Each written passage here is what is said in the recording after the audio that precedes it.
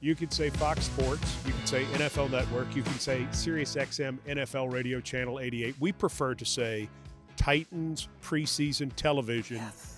Charles Davis Yes. at the NFL Combine. Oh, I love that. You have more jobs than any man alive. You're kind of the Ryan Seacrest of covering the NFL. You know what my father said about that years ago? He said, "Son, I have a belief that you just have an inability to keep a job." And it took me a while to realize it wasn't a compliment. Yeah. Well, it is. As only Dad could put it. In our business, it is a compliment. I tried to explain that to him. He wasn't buying it. All right, let's talk about Combine, though. Storylines, people, teams, rumors. What interests Charles Davis going on here in Indianapolis? Well, there's a ton of things, all right? The Browns have 10 picks.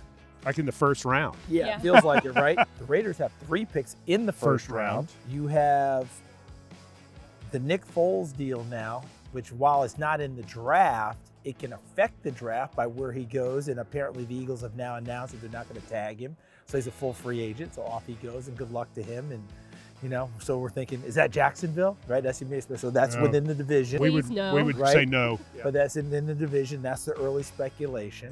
We come here thinking big people, offensive, defensive linemen. And then Kyler Murray graced us with, I'm all in on football. So now it's, what's the tape measure tell us on Kyler Murray? Because we've seen what we've seen on tape.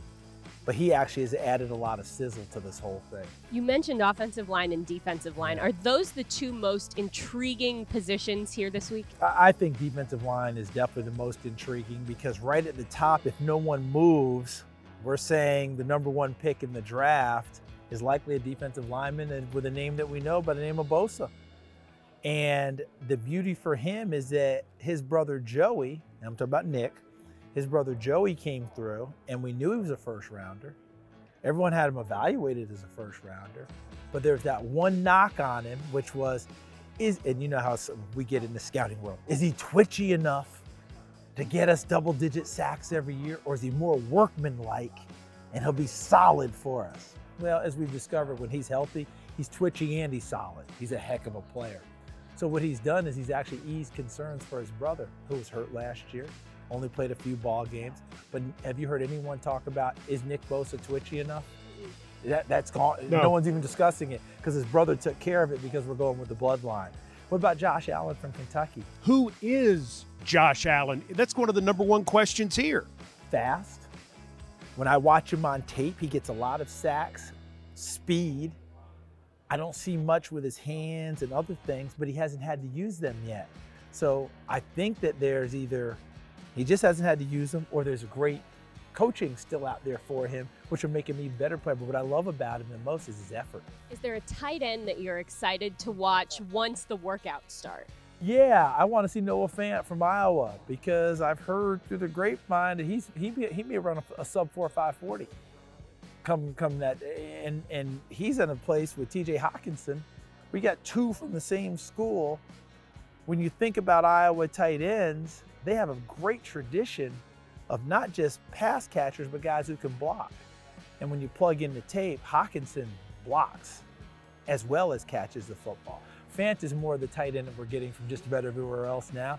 He can block you, he'll position you off, but he's going to go downfield and catch the football. That's what he does. So I'm really intrigued to see both of them. Finally, your thoughts on where the Tennessee Titans are at this moment, coming off a 3rd straight winning season, in what is a brutal division right now.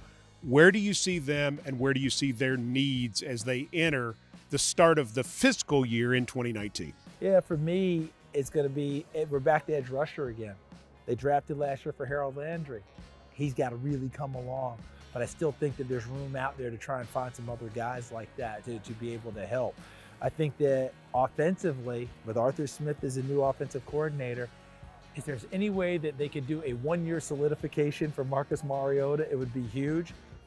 But despite the fact that he's had X number of coordinators, X number of head coaches, he has to ascend this year. We had this conversation last year. You guys know how I feel about that young guy. I love that young man. But somehow it has to happen for him. It has to happen for this team. It is a monster place of need for them.